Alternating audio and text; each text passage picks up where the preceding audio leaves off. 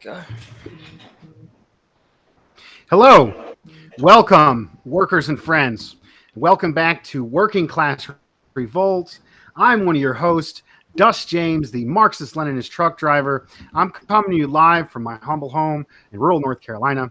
And as always, I'm joined by my great co-host, the Thunder from Down Under, union organizer, David Fox. How are things out there in Australia? Well, I'm very good today. Thank you. Well, right on. So we got an amazing guest, a returning guest, the Oriental Despot, J. Theron Paul. He has a very in-depth, professional, well-prepared presentation on China. The name of today's show is China Imperialist? And our guest is going to give us a presentation on that and explain further. David, anything before we start, or anything to say on the topic? Go ahead. Yes, well, certainly is a hot topic for us here in Australia, obviously, with basically when our Prime Minister, Scott Morrison, was not our Scott Morrison, I'll rephrase that, it's not our Prime Minister, but the Prime Minister, Scott Morrison, followed Donald Trump's route and by attacking China, criticising China, especially at the outbreak of COVID-19. It was just blatantly clear. It was like a telephone came from Washington, start denunciating China and start getting on the bandwagon with us. And straight after, it was all China bad, China the big bag boogeyman. The media's onto it. Everything about China is this big boogeyman of the world, sinister empire and all this. And then even too, you had actually federal politicians, most notably I think he's the Minister of Defence now, Peter Dutton. He actually tried to equate China with Nazi Germany. Really terrible stuff. We're not having a clue. And trying to say we're this hugely democratic country, like Australia is this great bastion of democracy. And look, on the other side of the media, the ABC is just as been as bad. They represent the more liberal view of capitalism.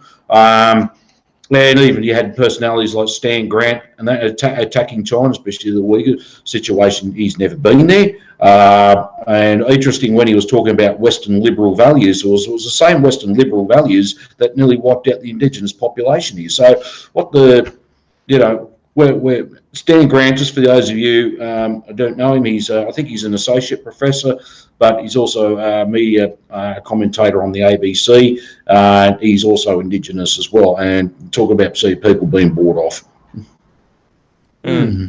Yeah, I mean, we are staring down the barrel of Australia becoming an aircraft carrier for the United States in this new war against China, and that's terrifying. I remember watching that 60 Minutes report, and they were interviewing this one American guy who said that he dreams of sinking like a Chinese ship. So this is really sociopathic behavior that we're seeing. And now's the time to oppose war, which is why it's important to talk about imperialism, because Lenin, the revolution in Russia started as an anti-war movement. It was the opposition to the First World War that led to the agitation and the mass mobilization and the disaffection among the army that ultimately contributed to the Russian Revolution. And today is actually the anniversary of the Russian Revolution, the 7th of November. And so, we find ourselves in a similar situation in which there are tendencies towards warfare. What I'm worried about is that the word imperialism is being thrown around very kind of carelessly. So people will say, yeah, sure, the United States is imperialist, but China is also imperialist. Yes. And this creates the conditions for actually justifying war and aggression against China. And just to add on to that, we do have certain, say, left groups, I won't mention names at the moment, but they do call China social imperialist. Obviously, and actually I came across one person, member of a particular grouping there, they actually said, well, I'm anti-imperialist, and then still at the same time taking the line as calling China social imperialist. I said, no, you're not. No, you're not. There is no third way. You're either against imperialism or you're not. He says, well, I'm against imperialism. Well, why are you attacking China then? China is not an imperialist country. And when he was trying to quote Lenin's work on the highest stage, when imperialism, the highest stage of capitalism, and I said, yeah, well, imperialism doesn't mean you're throwing money around the world. I mean, the Marshall Islands exports capital, exports as investments overseas. Are they imperialist? And I think the whole definition of imperialism has been distorted in time as such to suit some people's ulterior agenda. And I like how you put it to us the other day. Imperialism is basically the export of inflation with force. And I thought that was a fantastic, simple way of putting it. And that's what it is. And it's actually there to suck all the wealth out of all the countries out of every other country and concentrate into fewer and fewer hands. That's what we're seeing now. And the export of inflation, not the export of capital. That's right. Let's see. Yeah. I think I'll just say a few notes from the United States of introduction, and then after that, we'll have you go on with your presentation. In the United States, it's horrible. Liberals, progressive, Maoists, Trotskyites, everyone hates China, calls it imperialist, compares them to Nazis, says they're doing genocide, says they're doing slavery against the average worker. We're getting exploited on the job, not given health care, brutalized by the police, overtaxed. And then we got people around here more afraid of China than they are to people messing up us right here. It's absolutely insane, the intense media machine and manipulation that we receive in the United States. So without the real enemy is at home. Without further ado, Jay, if me and David will back off and we'll let you give us the presentation.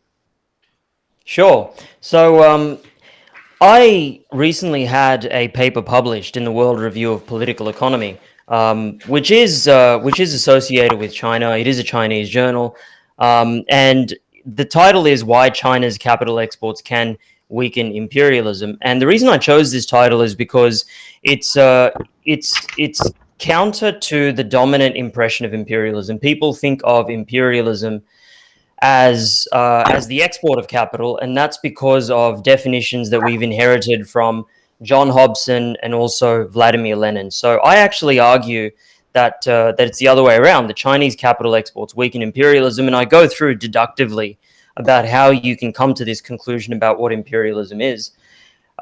So let's start. Here are the facts, right? China today is the leading capital exporter in the world. It exports more capital than any other country in the world. So this graph basically just shows that's the largest capital exporters as a percentage of total global capital exports. It used to be Japan for a very long time. In 1999, the dominant capital exporter was Japan. And then over time, Japan declined in terms of how much capital it was exporting. China in 1999 virtually exported no capital. But then throughout the 2000s, it started to export more and more capital to the point where from 2015 onwards, China became the leading capital exporter, not Japan.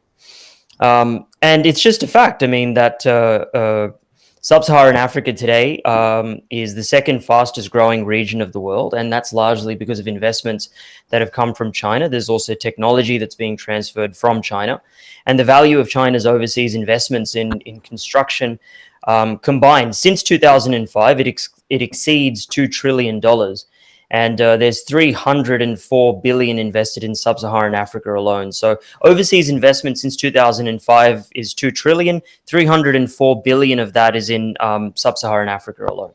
And so people look at this and they think, oh, okay, well, China is exporting capital to Africa. And according to the inherited definition of imperialism that we have, capital exports are an expression of imperialism. And so I'm here to challenge that. This goes to the the slide that you're seeing up there, this goes to my thesis question, which is, what are the insights of Indian political economy that are of relevance for reconceptualizing the term imperialism into an explanatory theoretical model capable of explaining both war and national exploitation throughout history.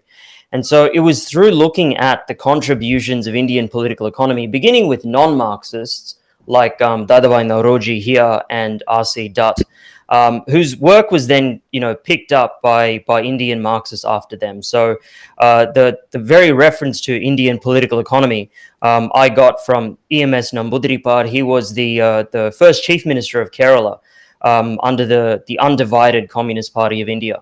And these are some contemporary Marxists, highly respected in India: Irfan Habib, Utsav Patnaik, Prabhat Patnaik. And I owe a lot of my theoretical kind of arguments from work that these two, the Patnaiks, have done. So this is my general argument in my thesis. Here's my argument. So I basically say, look, you can divide the discourse about imperialism into two initial categories. That's the blue and the red. The first generation of people who wrote about imperialism, that is the people who originally popularized the term in Marxist discourse, were Hobson, Lenin, Luxemburg, and Kautsky. Now, Hobson wasn't a Marxist, he was a social liberal, but his conception of imperialism was integrated into Marxism by Lenin. Now, what I found is that they sought to explain warfare because they're writing in the context of World War I, okay? So that's their intention. They want to explain why these various empires are headed towards war with each other. That's what they want to do. They want to explain this tendency towards warfare. In Hobson's era, because he wrote earlier than Lenin, it was the war in South Africa, so the British invasion of Boer South Africa, the Boer republics of South Africa. That's the Boer Wars. The Boers were then, herded into concentration camps. Famous incident because they couldn't defeat the Boers in a conventional war, and so they herded them into concentration camps, and that was their way of winning. And so Hobson was kind of looking at that war, and he was saying, look, we are heading towards a situation of war between empires, especially if this continues.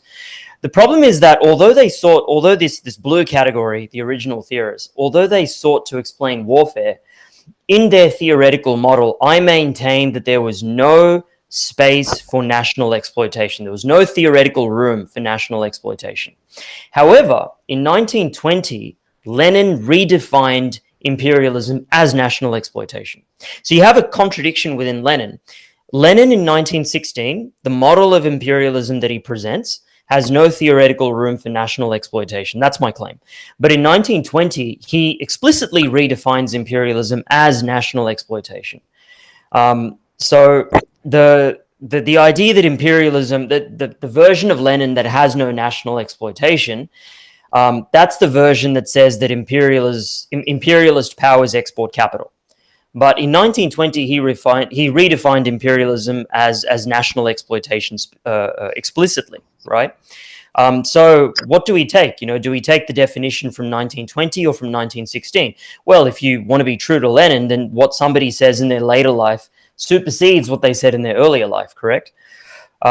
So after the original theorists, then you have the world systems analysis, and they came after the Second World War. So that's people like Andre Gundafrank, Emmanuel Wallerstein, Giovanni Arrighi, Harry Magdoff, Samir Amin, Paul Barron, and Paul Sweezy. Now, they sought to explain national exploitation. That's what they wanted to do. However, they didn't really try and explain warfare. That wasn't their priority, because these people, they're trying to aid the development of the post-colonial world. They're trying to say, this is what you have to do. You have to use your foreign exchange reserves in a sparing manner. You should ensure that you use them to import the machine tools and the capital equipment that you need to substitute the imports of high value added goods, right? So that's import substitution industrialization. It's a theory of how post-colonial nations and poor countries can develop. So Indian political economy, I think, can help bridge this gap. And that's why I've included this symbol of a yin-yang, right?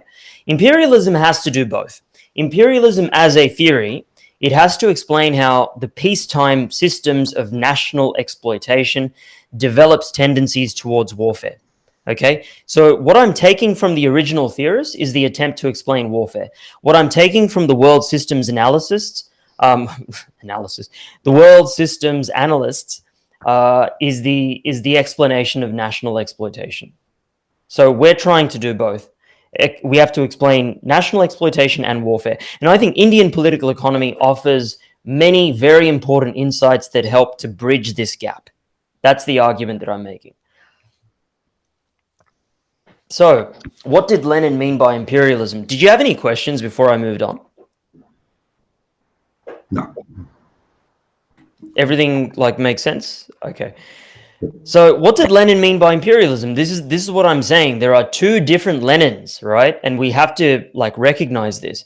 The Lenin of 1916, he was addressing the communists in the advanced countries, okay? It's at the very beginning of that text. He says, this is for the communists in the advanced capitalist countries. He was not addressing the people of India. He wasn't addressing the people of China. The reason he was addressing the communists in the advanced capitalist countries is because it's the working classes of these advanced capitalist countries that are primarily involved in fighting this war. And so Lenin and Luxemburg, what they were saying around this time is we have to turn the war between nations into a war between classes. Okay, so that's the Lenin of 1916. Then in 1920 at the Comintern, so this is after the First World War, the Soviet Union is in relative peace, although it's politically unstable internally because you have different factions, Trotsky, Lenin, Stalin. And so Lenin redefines imperialism at the Comintern in these terms. He says, the characteristic feature of imperialism consists in the whole world being divided into oppressed nations and oppressor nations, and about 70% of the world's population belong to the oppressed nations. That is clearly a reference to the 70% of the world's population who either lived in post-colonial nations like in Latin America, or they lived in extractive colonies like in the West Indies, India, Malaya, Ghana in Africa, and the other kind of West African countries that were under the control of the French, or they lived in subjugated peripheries like China. Okay, so these are the oppressed nations for Lenin. The fact that he says 70% can only mean those countries. It's the tricontinent, Asia, Africa, Latin America. That's what Lenin's talking about. So that's the redefinition. Now, this is my argument, right? This is the crux of my argument about why Lenin's 1916 definition of imperialism has no theoretical room for national exploitation. Lenin says that the motivation behind exporting capital was because in backward countries, profits are usually high, for capital is scarce, the price of land is relatively low, wages are low, raw materials are cheap. Okay, that's the motivation for why capitalists in the advanced countries or the imperialist countries would want to export capital. Then Lenin says the export of capital influences and greatly accelerates the development of capitalism in those countries to which it is exported, and that it may tend to a certain extent to arrest development in the capital exporting countries. Now, here's my argument. If this is the economic mechanism underpinning imperialism, then it implicitly rules out even the possibility of national exploitation, given that backward countries, in quotes, are being spurred into industrial development by externally originating capital, which is also at the economic expense of the imperial power.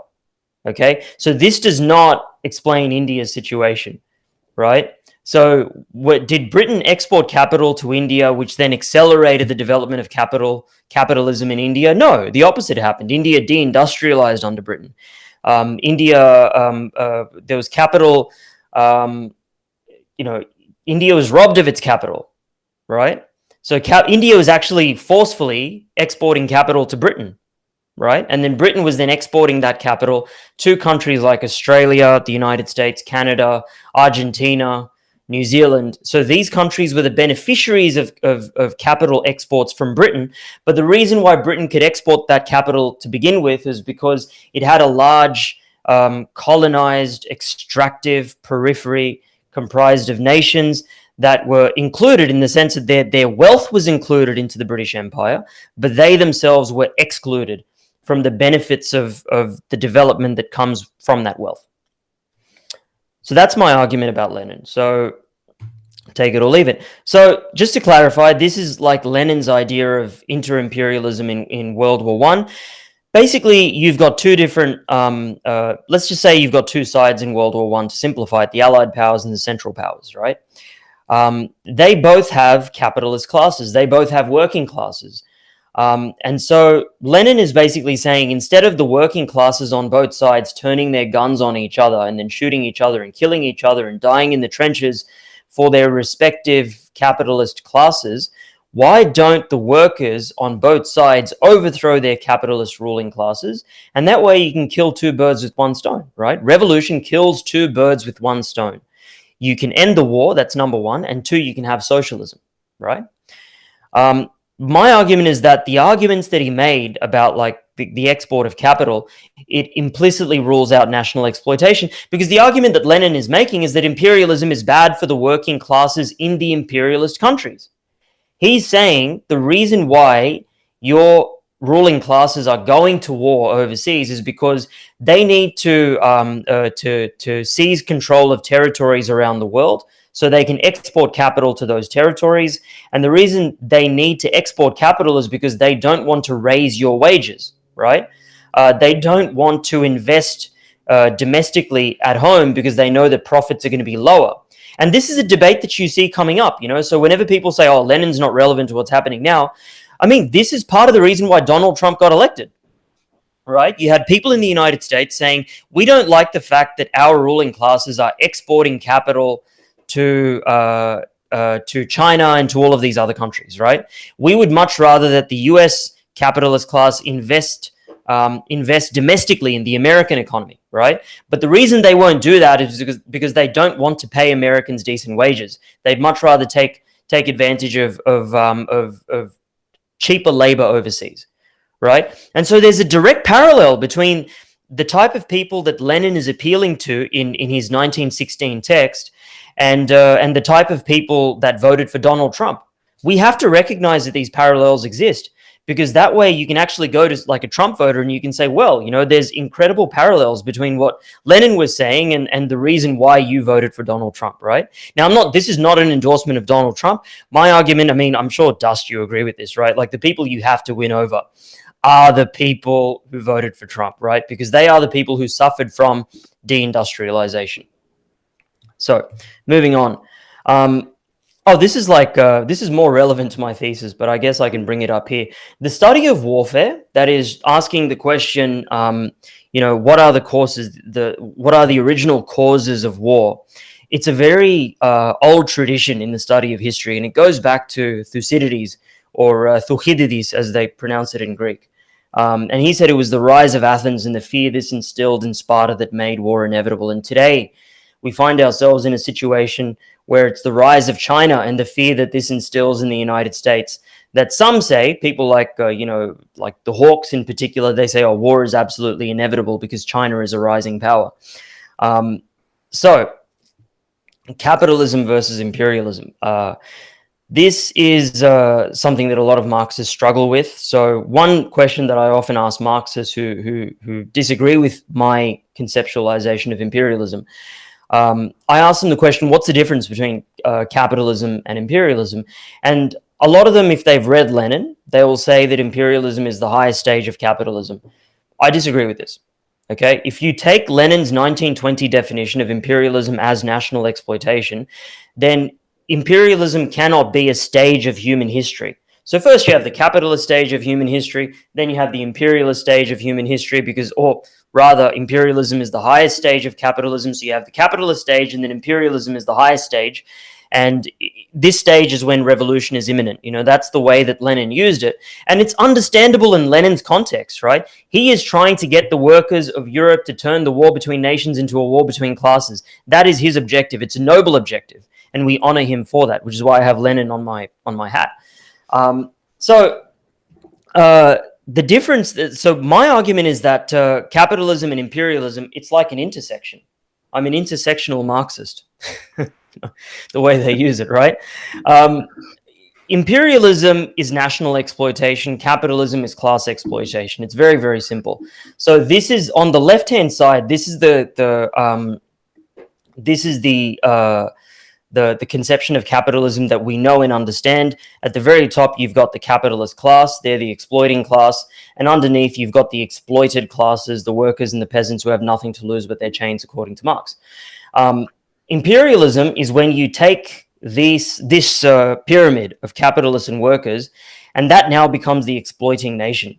So now you have this interesting dichotomy. You have the exploiting class of the exploiting nation. You have the exploited class of the exploiting nation.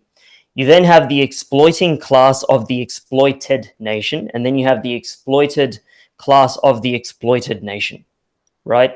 So just adding another layer of complication, but it's a necessary complication, especially if we're to fight against all of this propaganda that leads us to war. So this is my argument, right? My argument is that if you look at the history of the West, then it's not as relevant to find and identify the beginning of capitalism, which can be a very kind of nebulous attempt at economic history. My argument is that the rise of the West begins with 1492, the conquest of the Americas, the circumnavigation of Africa in 1498 by the Portuguese. The first thing that the Portuguese are the first, major Western power because they circumnavigated Africa. They were able to, and the reason they did this is because all of the land routes to Asia, so to India and China, which were the center of the world's economy back then. So in 1500, India and China were the center of the world economy. But the land routes from Europe to Asia, India and China, were controlled by a handful of Islamic powers. So the Mamluks in Egypt, the Ottomans in Istanbul, they controlled the land routes. And so the Portuguese were trying to find an alternate route around Africa. They're trying to find an alternate route to India. In fact, Columbus was trying to do the same thing. Both the Spanish and the Portuguese, right? So Vasco da Gama and Christopher Columbus, they were trying to do the same thing. They were trying to find an alternate route to India and China that bypassed the Islamic powers. That's what instigated the rise of the West. And that's why, in the Americas today, the native population are called what? They're called Indians, right? Because Christopher Columbus thought that he was in India, but it was actually Vasco da Gama that came to India, and the first place that he came to was Kerala, which is where I'm from. So Vasco da Gama comes to Kerala, and he says, I'm here to trade, and he's only got like a few trinkets, he's got like some pieces of wool and things like that, and he basically gets laughed out of the court in Kerala because Kerala at that time was under the hegemony of the Zamarans, right, or the Samudri. The Samudri of Kozhikode is how we say it in Malayalam, or the Zamarin of Calicut. And so he was at the court of the Zamarin, and the Zamarin basically thought that these Portuguese were some, barbarians from some far off part in Europe. They weren't considered, relevant to the economy of Kerala at that time. People in Kerala had been trading with Egyptians, Greeks, Arabs, Persians for a very long time. With Romans, of course, but the Portuguese weren't very well known. But the conquest of the Americas by Spain, which is an ally of Portugal, they were both under the authority of the Catholic Church. That led to basically a bullion rush, right? So the conquest of the Americas, because they were able to turn, this is what happened. This is the next slide. The Iberian powers, they were able to turn the extractive periphery of the Americas into a gigantic source of wealth that they could extract, loot, and plunder. And so this is the kind of pattern of trade that you start to see. There's a large extraction of wealth from the extractive peripheries of the Americas. The hegemon then uses this wealth to stimulate the development of the mercantile rivals in Northern Europe, right? Eventually, the Northern European powers, they become strong enough that they're able to subjugate the preeminent hegemon of the Iberian powers, Portugal and Spain, right? And the way they're able to do this is by encroaching on the Americas themselves. And so now it's not just Portugal and Spain that are getting all of this wealth in terms of bullion and raw materials from the Americas. the mercantile rivals of Northern Europe are also getting bullion and raw materials directly from the Americas, right? And so there's a kind of trade, like mutually beneficial trade that happens between the hegemon and the mercantile rivals. So these are the flags of England, the Netherlands, and France, right? So these are just some of the major mercantile rivals, but there are more. And so generally, typically what happens is that Iberia exports bullion and some raw materials to the mercantile rivals of Northern Europe. These powers then start to industrialize, so this is before the steam engine and the Industrial Revolution. You can call it proto-industrialization if you like. They start to develop their productive forces. And in exchange, they send finished goods over to Iberia. So Iberia ends up becoming like just an importer of raw materials and bullion, and then exporting that to the mercantile rivals. It's the mercantile rivals in Northern Europe that actually develop industrially as a result, even though they weren't the ones that originally conquered and colonized the Americas. That was the Iberian powers, right? So then, what happened after 1648? So the Peace of Westphalia, if that rings any bells, there was a war. There was a 30 years war in Europe, and it devastated Germany in particular because Northern Europe was split between those who were loyal to the Catholic Southern Europe and those who were loyal to the Protestants in Northern Europe. And this led to basically a European civil war. And the end result is that Northern Europe won. Right, and then after Northern Europe won, the Iberian powers were subordinated politically to Northern European power. Right, so Britain subjugated Portugal, and France subjugated Spain under the Bourbon dynasty. And so after Britain subjugated Portugal, what happened? Right, there was a Brazilian gold rush from 1690 onwards. So there was a large discovery of gold in Brazil. And so Portugal extracted large amounts of bullion and raw materials from Brazil, and then Portugal exported that bullion to Britain, and then Britain produced finished goods like cloth back to Portugal, right? And so over time, Britain was able to, industrialize and develop its economy by trading with Portugal in this way. What happens in what we call bourgeois economics, right? Like the economics of David Ricardo, is that they ignore the Brazilian part, right? So this green circle is kept out of the picture, and you only see the trade between Portugal and Britain.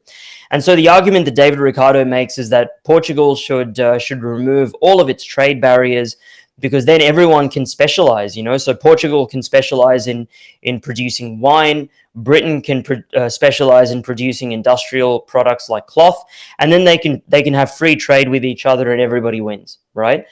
What's not mentioned is that this free trade is made possible by the gold that the Portuguese are extracting from Brazil. That's not mentioned. Okay. So now this is when we start to really get serious, right? So British imperialism.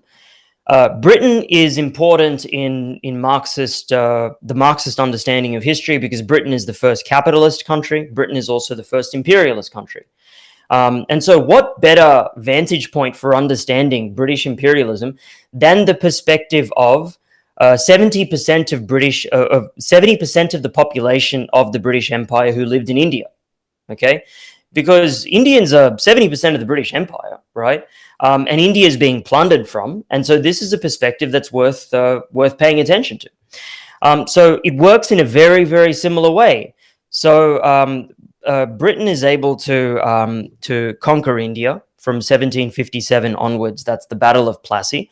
And then from 1842 onwards, they start conquering China, right? Eventually, they subjugate India and China. And then the scramble for Africa from 1885 onwards is when you start to see the conquest of Africa as well. And so through this process, Britain develops a very large extractive periphery. Okay, this is in the 18th century.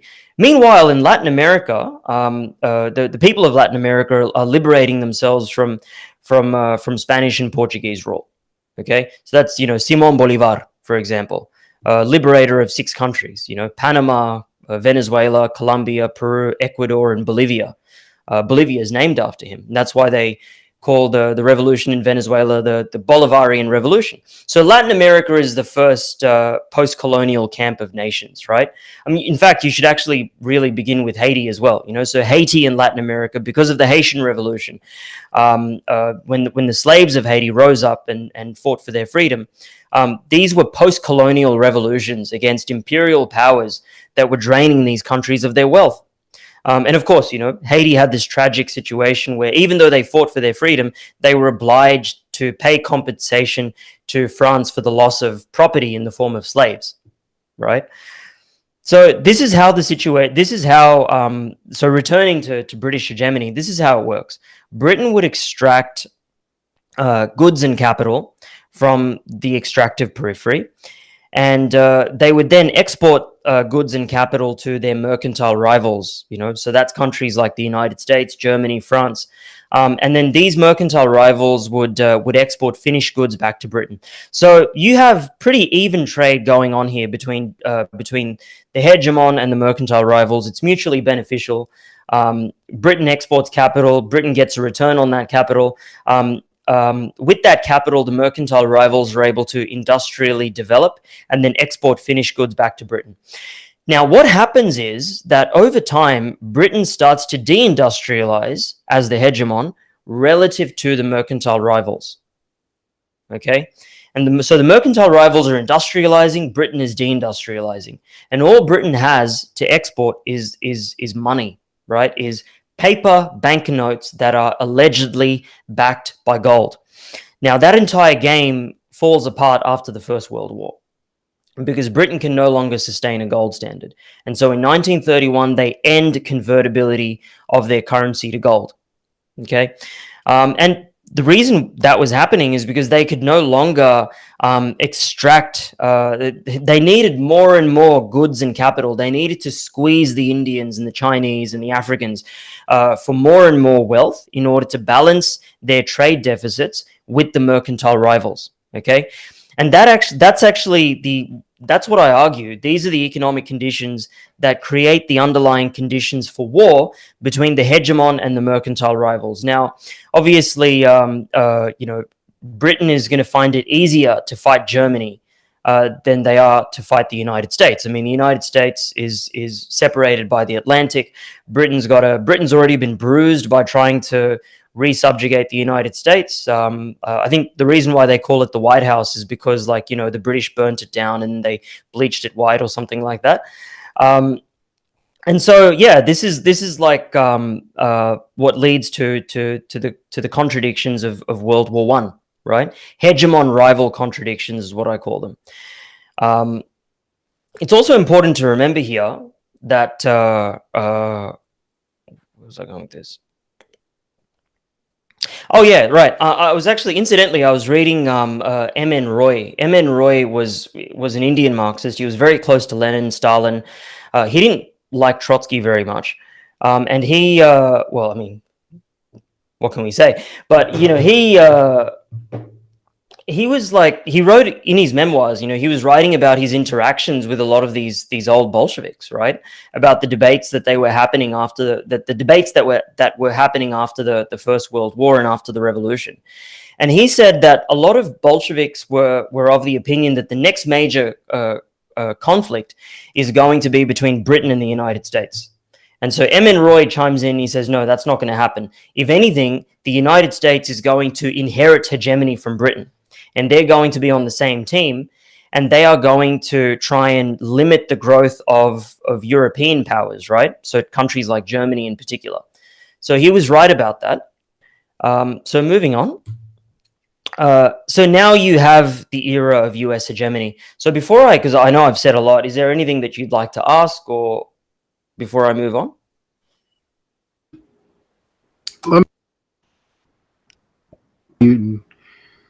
Yeah, you're going through a lot, man. I appreciate you stopping and asking for questions. I mean that was a lot of information, man. I thought it was interesting. So you're not dismissing the 1916 theory of imperialism.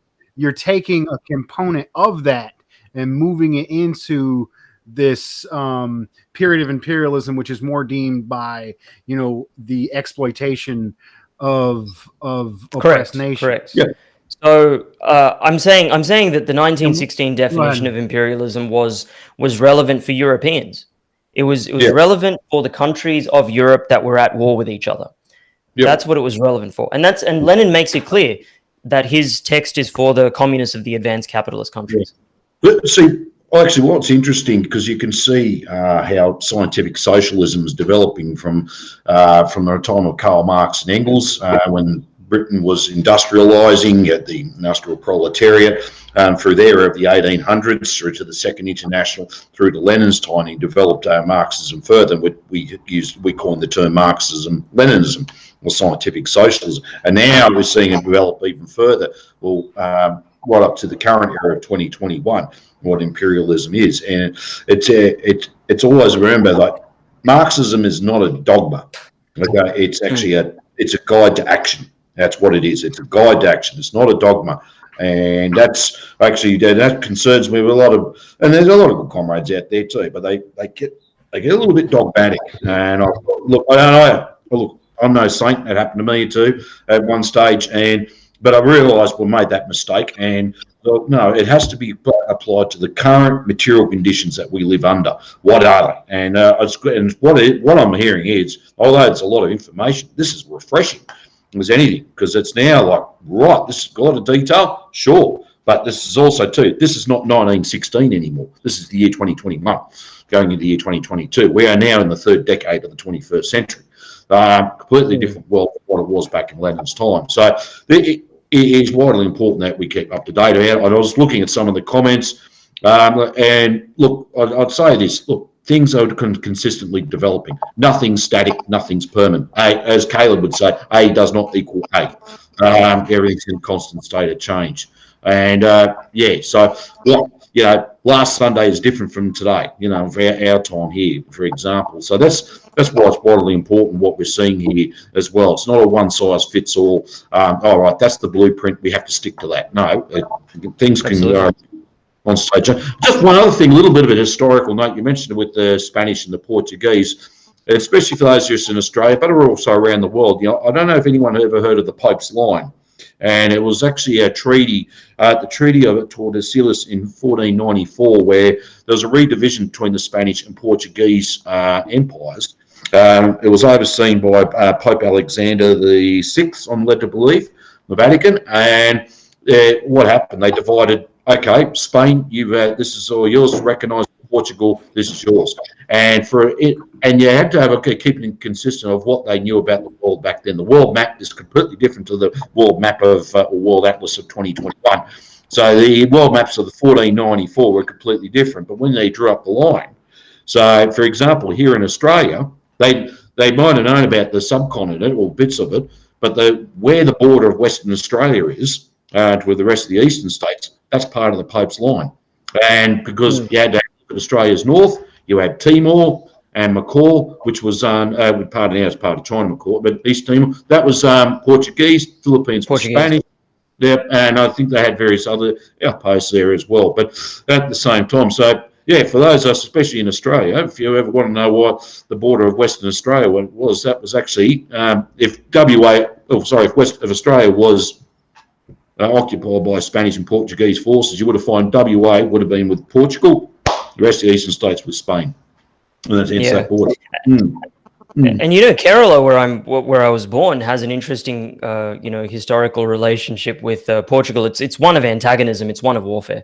But the Portuguese, they were trying to bypass the Islamic powers, and they were trying to find allies in the East who would ally with them against the Islamic powers. And so they believed, there was this myth that there was a powerful Christian king somewhere in Asia or East Africa by the name of Prester John, who was extremely wealthy and would give the Portuguese the money and the weapons that they needed to fight against the Islamic powers.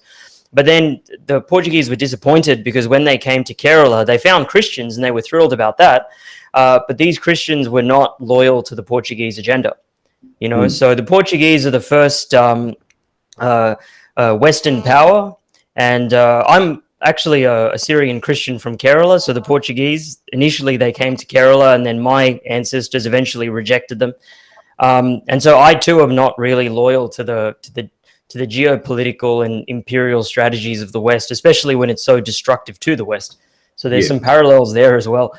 But moving on, the U.S. hegemony. So now we're talking about U.S. hegemony. I mean, so U.S. hegemony, as I said before, I mean, Manabendranath Roy, the Indian Marxist, he, at like among the Russian Bolsheviks, he was making the argument that actually the United States will inherit the hegemony of Britain, and that's exactly what they did after 1944. The Bretton Woods Conference established the US dollar as the world reserve currency. And the deal is very simple, so the United States would practice, relative free trade. They would have some protectionism, but it would be relatively, they'd basically manage the global system. And the way that they would ensure that people had faith in the US dollar is by ensuring the convertibility of the dollar to gold. Now, this didn't always happen, and there's problems with this, but that's the underlying promise, or at the very least that there would be a peg to the US dollar, which means that currencies around the world would not depreciate. So the US was basically trying to uphold this system of hegemony, which was actually quite beneficial to countries that benefited from, a stable trading relationship with the United States, as opposed to what they've experienced over the past 30 years, which is just, the rampant depreciation of third world currencies. But, the US, unlike Britain, does not have an extractive periphery. Now, Britain could very easily expropriate the tax revenues from India, could very easily force the Chinese to pay very large indemnity payments. They could expropriate slave rents from the West Indies, and they could expropriate the tax revenues of West Africa as well. And with all of this expropriated wealth, Britain could perform the role of the liberal free trade hegemon. So liberalism on one side of the world for the hegemon and the mercantile rivals, and basically colonial slavery for the people on the other side of the world. So it's like a lot of liberalism, like I say this to liberals, is like a lot of the liberal values that you take for granted and value and cherish are premised on Britain having a dominant role in world affairs and being able to enslave a very large percentage of the world's population. So the United States does not have this advantage, right? The United States does not have a large extractive periphery. And part of the reason for that is because, yes, the United States has performed an anti-imperialist role throughout history, right? This is actually important to remember. So, for example, it's very easy to look at someone like, FDR, Roosevelt, and find reasons why he was evil from a generally left-wing point of view. But it is a fact that, Roosevelt, in his discussions with Winston Churchill, who was the Prime Minister of Britain, demanded that Britain decolonize, that Britain let go of its enslaved extractive peripheries like India. Now, the reason that the United States, gave was obviously very high-minded and liberal. But there is a logic to it for establishing U.S. hegemony, because it gets the British out of the way. It opens up these countries to the US dollar, and then undermines Britain in the process. And so this leads to a situation in which the United States subordinates Britain. So the United States goes from having a subordinate relationship to Britain to having the dominant relationship in that kind. It's a brotherly relationship. It's not like they're enemies. They're basically still on the same team. It's just that after 1944, the United States is in charge. But for that brief period, so 1944-45, when Roosevelt was in charge, the United States did play an anti-imperialist role insofar as they demanded that Britain decolonize. And by doing that, and that wasn't the only factor. I mean, Indians did fight like hell for independence. I mean, independence movements all over the post-colonial world. A lot of blood was shed. So I'm not saying that the United States liberated the post-colonial world. I'm saying they contributed by demanding that Britain decolonize in exchange for the loans that Britain needed to get themselves through the Second World War. So that's how the United States became the world's hegemonic power, and that means currency hegemony. So it's the US dollar is the hegemonic currency. So any questions about that before I move on? It's also good for me to take a break, but yeah.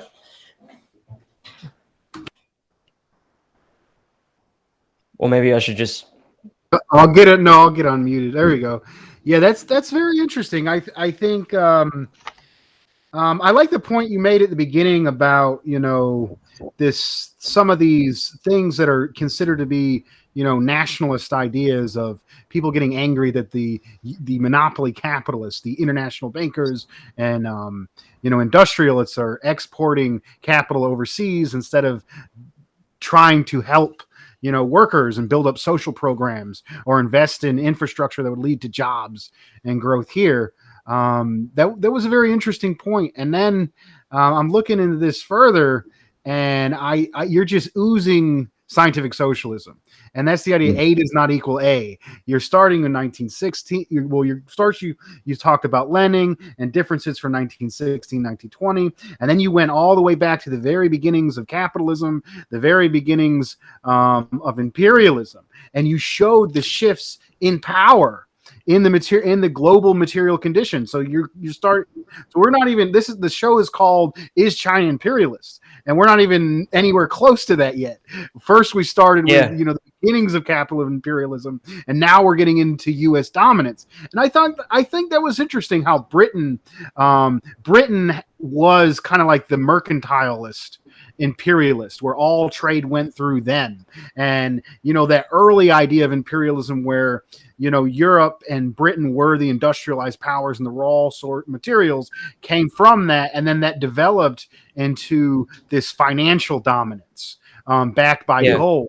And then you said when they got off the gold standard, and then the US became the financial capital. I mean, as well as industrial, they were producing things as well, but it's changed. It's become more financial as time continues, and it's absolutely fascinating. And then that whole idea of the U.S. Being a progressive force, which is completely not talked about on the left, and the whole idea of dualism and cancel culture. This infantile idea that if a force is either good or all bad, and that people is completely foreign. Yeah. It's absolutely refreshing. Whereas I'm saying, let's be objective. The United States played an objectively anti-imperialist role under Roosevelt, to the extent that they demanded the decolonization of the British Empire, because that objectively weakened the relationship of national exploitation that Britain had over all of these countries. It objectively did that. So I mean, even if, like, let's say in an alternate timeline, like Jefferson Davis, like, and his descendants or whatever, right, like, became rulers of the United States, even if they were racist inside the United States, you can still say that if they did the same thing as Roosevelt, they would have been objectively anti-imperialist. So we have to turn the word anti-imperialist from this moral notion of good into a scientific concept, which is, it relates to the way people actually live. It relates to the poverty of the masses in the third world, right? We have to kind of make it scientific. And so, yeah, I mean, like, William Jennings Bryan, right? I mean, who's obviously, someone who's respected by the patriotic socialists, right? I mean, correct me if I'm wrong. He was a racist force aligned with the former slave owners at the time of the Dixiecrats, the Democratic Party. But the way he was a populist at the same time, which helps. He came out of the populist movement, which at one time was aligned with the oppressed nations. And I think when William Jennings Bryan came up, although he was helping, still helping the poor farmers, kicking the black folks out of the coalition essentially destroyed the populist movement. And that's what, that was the end of it. But go ahead. Yeah. And I was going to say about, sorry, go ahead. David. I'll return to Jennings Bryan after David. Yeah. I'll let him, Jay, anyway, he could finish, because instead of starting a new idea, let him finish his thought on Jennings Bryan. Yeah, no worries. Yeah, sure. So I was going to say about William Jennings Bryan that, the reason why, like, the major part of his campaign was for bimetallism. He wanted to introduce a bimetallic standard so that, you know, silver would be upwardly valued against gold at a ratio of 16-1. So, you know, if you handed in, you know, 16 ounces of gold, you'd get 1 ounce of, 16 ounces of silver, you'd get 1 ounce of gold. This also, I argue in my thesis, was objectively anti-imperialist. And the reason is because the way that that British hegemony functioned was by a system that I call bimetallic apartheid. So going back to the previous slide, the way that bimetallic apartheid works is that the extractive peripheries, they produce and their wealth is extracted in silver.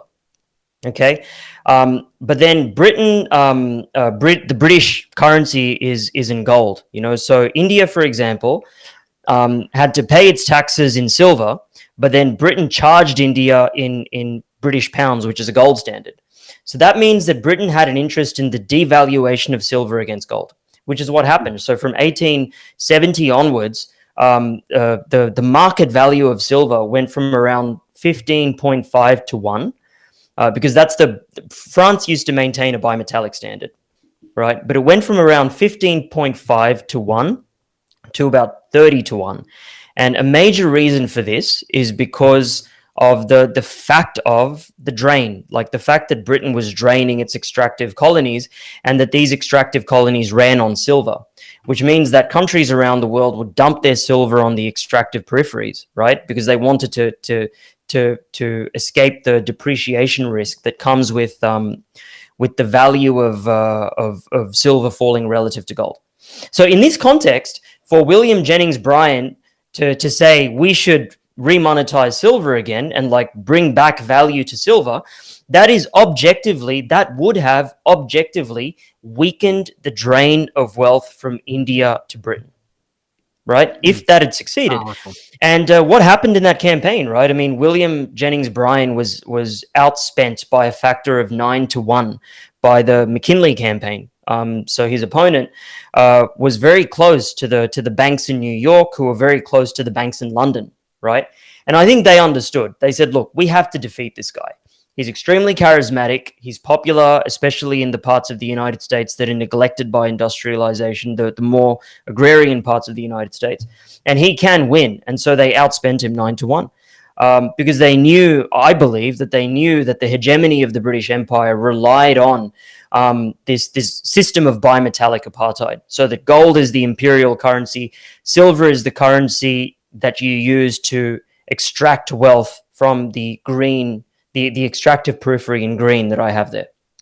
Okay. So as you said, I mean, I haven't even talked about China, but like, you know, once China comes up, you'll get it, you know. So US hegemony does not have the same after 1945, right? So yeah, I mean, the United States under Roosevelt played a briefly anti-imperial role. I'll give them that. But then after 1945, after becoming the new hegemon, do you want the to United States answer, developed. Before we continue, anyway, we could finish David's questions. David, sorry to interrupt you. Go ahead. Oh, sorry. Yeah, go ahead. With your question. Yeah, that's all right. It was interesting, that brief period of 1944, 1945. Even too, Australia reflected here in Australia a form of an anti-imperialist role, obviously war with Japan. But then our wartime Prime Minister John Curtin, who died in office, actually wanted to steer Australia on its own independent course. Way and develop Australia, its own domestic economy, its own industrial basis, the whole lot. And obviously, too, further on, Gough Whitlam was another one that reflected. He wasn't a card-carrying communist, but he certainly wanted to steer Australia on its own independent course, an imperialist course. So it's interesting when you mentioned about an anti-imperialist putting it into the scientific instead of just a moral cause. I think that's a vitally good point you raised there. Objectively anti-imperialist. That's what we should be saying. Yeah, it's not a moral term, you know, at all. So, so the United States. Go ahead. I just wanted to continue. I was part of the way through my question when you brought out that Williams Jennings Bryan, and just this thought. I think it's really good, clear here. This idea of breaking out of dualistic thinking more scientifically. So, my understanding is the system of imperialism that the British had, which was closer to colonialism, this outright holding of India is a territory and running their complete political system, was more backwards and had less rights compared to U.S. taking over as more of a financial force. It gave them some more, at least political freedom to an extent. So that's true. So that's right. Even though both those forces, the British and the United States in that time period, were both imperialist powers, the version of imperialism put forth by the British was far more barbaric. So in that sense, in that conditions, even though they're imperialists, they were anti-imperialist of a more barbaric kind. And this is contradiction pushing history forward. So different contradictions coming into conflict with each other, pushing history forward isn't this we're going to have a socialist revolution or this force is going to do this and everything's going to be perfect immediately. That's not how history works. And I think it's very refreshing to have someone hegemon rival contradictions can be used by the periphery for their own liberation. I just need to go and close my back door because obviously I wrote a thing. Could anyone hear the magpies? I've got a whole family of. Continue on. I'll just. All right. Sure. Go ahead. Continue. So you're right. I mean, the United States has to deal with the periphery on quid pro quo terms, which means that because the United States does not have the ability to simply drain wealth from the periphery, if they want goods from the periphery, they have to give them US dollars, right? And it's the same with the mercantile rivals as well. If they want more advanced industrial goods from the mercantile rivals, they have to give them US dollars. And so the United States, especially after 1971, goes on a printing spree. The United States just prints lots and lots of money. And countries around the world, they accept US dollars, right? Because the US dollar is what guarantees all of these countries around the world, alienated on their own, to be able to access the resources that they need from around the world, right? So it's the common currency, it's the language, the lingua franca of commerce is the US dollar, right? Like if you're Indian and you want to get some unique kind of metal, that you need for your industrial processes, then you can guarantee that the markets, in which you'd be able to buy these commodities will be denominated in US dollars. It's going to be priced in US dollars. And after the US ended the convertibility of their currency to gold in 1971, that's when they introduced the Petro Dollar, which is the basic idea is that the OPEC countries, the oil producing countries, they price their oil in dollars, in US dollars, which means that countries around the world, if they want to import oil, they have to ask the question, what should our exchange rate be with the US dollar? And so they have to maintain that exchange rate because if they don't, they experience inflation. So simply by being the only country in the world that is able to just print money like mad without experiencing inflation, the United States does get a free lunch from the rest of the world.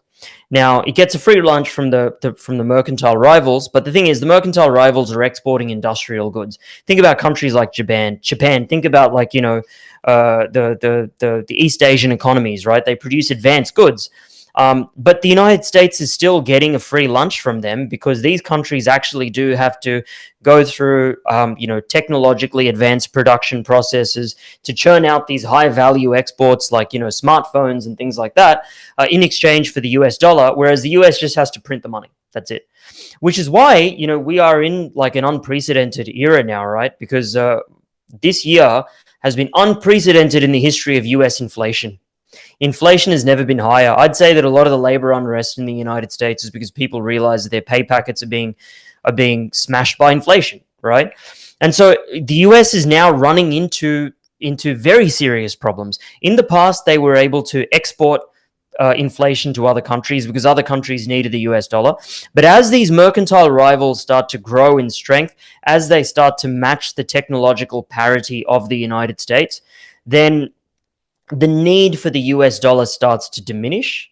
And And that's a problem for the US. So I'm saying that the United States, if you take the relationship with China, which is the leading mercantile rival, I've got a few flags here. So the flag at the top is like a flag that I found of the Anglo Empire, you know, so that's like Australia, New Zealand, Canada, right? I mean, so I just needed a flag to represent them. You've got the EU, Japan, and China. China is easily the leading mercantile rival today. So the United States would much rather that China invest their capital surpluses in US dollar denominated assets rather than export that capital to the periphery directly, right? So the people who are saying that China exporting capital to the periphery, that this is imperialist, China exporting capital to the periphery, people who say that this relationship is imperialist are ignoring the fact that the pre-existing hegemonic US imperialist arrangement was for China to export its capital to the United States, which then props up the value of the US dollar. Now, this creates a dilemma for the United States, because if the US is hostile to China, as they have been ever since, like, you know, Xi Jinping came to power, if they're hostile to China, then China's not going to have. China has a very important lever, which is that it can sell off its US dollars and buy something else. In fact, that's what they've done. So they used to hold something like 65% of their foreign exchange reserves in US dollars, and since then it's fallen to under 50. I don't remember the exact figures, but it's in my thesis. That's the thing. I mean, that's basically the argument. I mean, although I didn't talk mainly about China, if we're talking about Chinese capital exports are weakening the hegemony of the US dollar, and therefore weakening US imperialism. Because, you know, the relationship that China has with the periphery, with the post-colonial world, is similar to the relationship that the hegemon Britain had with the mercantile rivals. You know, like when Britain exported capital to Australia, it resulted in even development between Australia and Britain. You know, so Australians ended up with the exception of Aboriginal people who were largely excluded for many decades, and still are excluded. So I'm not denying that. But Australians, on average, were able to experience similar living standards to people in Britain because of the export of capital from Britain to Australia. Well, now China is exporting capital to Africa and all these other countries, right? So China is actually treating these countries the way that Britain treated Australia economically, right? Not the way that Britain treated India. Does that make sense? That's the argument that I'm making. Because actually India exported capital to Britain, but it would be absurd to say that India was the imperialist power in that relationship. This slide is important because, you know how I was previously mentioning that, like, after the US established their currency as the hegemonic currency, they actually developed an interest in maintaining the core periphery relations across the world that they'd inherited from Britain. So this is a direct quote from George Kennan. I mean, he was one of the architects of the US post-war order. And he said, "We have about 50% of the world's wealth, but only 6.3% of its population. In this situation, we cannot fail to be the object of envy and resentment. Our real task in the coming period is to devise a pattern," that should be two, devise a pattern to maintain this position of disparity. Right? So that's when this quote summarizes US imperialism. Maintain disparity across the world because the United States can accommodate a few countries that are allowed to become wealthy, but it can't accommodate the entire world to become as wealthy as the United States, right? It can accommodate, you know, NATO, Western Europe, Japan, but can it accommodate Russia and China? No. The United States therefore tried to contain the development of the Soviet Union. Then they started to invest in China, which raises a question: why did they start investing in China to begin with, right? And the reason the US did this, and it was a mutually beneficial relationship between China and the United States, was simply because after they ended the convertibility of their currency to gold, there was inflation in the US dollar. And so the way that they dealt with that inflation was to go to the Chinese and say, "Will you produce in exchange for US dollars?" And this over time resulted in the inflation in the US dollar falling, because the Chinese were working. They were working for those dollars and churning out goods that could be exchanged for those dollars, and therefore countries around the world had a renewed incentive to hold US dollars, okay? But eventually China develops, because I think the United States, there was maybe a kind of racism. They thought, the Chinese, they're only ever going to make shoes and t-shirts for us. They're not going to develop beyond that. They're not going to develop smartphones that are like as good as the smartphones we have, right? But then eventually they did. So eventually China caught up, and that's why they keep going on about China stealing technology and stuff like that. And there is some truth to it, but part of the reason is because in the Chinese system, because they are more collectivist in the way that they organize their economy, if there's an innovation that one private company comes up with in China, they are obliged to share that via the Communist Party with other companies across China and with the government as well. And so you end up with this like very rapid diffusion of technology across China, very rapidly. And this is a situation of, as Marx said, there being a contradiction between the relations of production and the forces of production. This is Marx's argument. Capitalism prevents the advancement of the forces of production, right? The relations of production become a fetter on the forces of production. So in the United States, all of this private property that you have, right, might actually be hindering innovation. So instead of getting angry at the Chinese for having a collectivist attitude towards knowledge creation and innovation, right, why not appreciate the fact that they have a more egalitarian system for diffusing knowledge gained by one sector to another sector? So instead of saying we should try and stop China from doing this, the real argument should be, well, why don't we make these same demands on our ruling class? Why don't we say to our ruling class, look, your private property rights are like stifling innovation. Like look at the medical system in the United States. I mean, you pay way more for drugs than countries around the world because you have to pay basically a rent to these big pharma giants, right? Because you can't have generics, right? Because, that's excluded because it's their private property, their intellectual property, to be able to extract rent from the American population for medicines that can be produced for $2 in the rest of the world, but are sold in the United States for $500 or something. I'm just making it up, but you live there. I mean, right? Maybe you'd like to comment on that.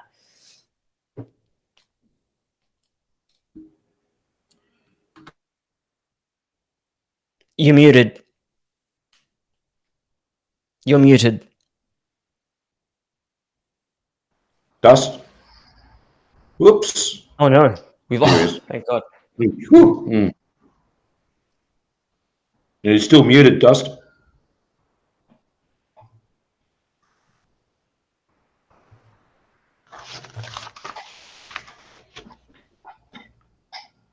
Hang on, folks. It's just having a technical issue there. Mm.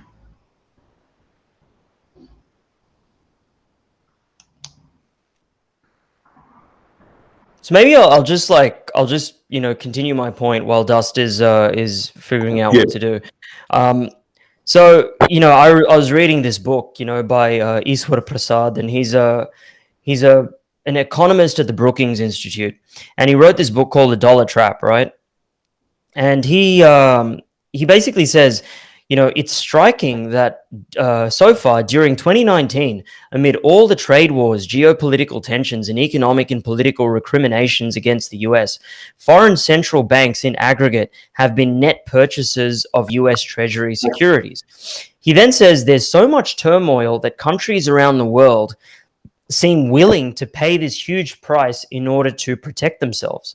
Right. So I say that, although Prasad does not acknowledge any causal relationship between the US financial system and US military power, he uses the phrase protection money in one of his speeches to refer to the purchase of US dollar assets. And I say that this is curious because protection money is a phrase that's often associated with extortion. It's a euphemism for extortion. So how does US imperialism function? Basically says to the rest of the world, give me money, or in other words, loan me money and we'll pay you back, right? But then if you pay them back, then that's going to cause inflation because America just keeps printing more and more money, right? So this is the heart of US imperialism, is the money. It's the monetary system. Yep. Are you back, Dust? Do you have your mic back? No, it's not. No. It's not working. What's going on?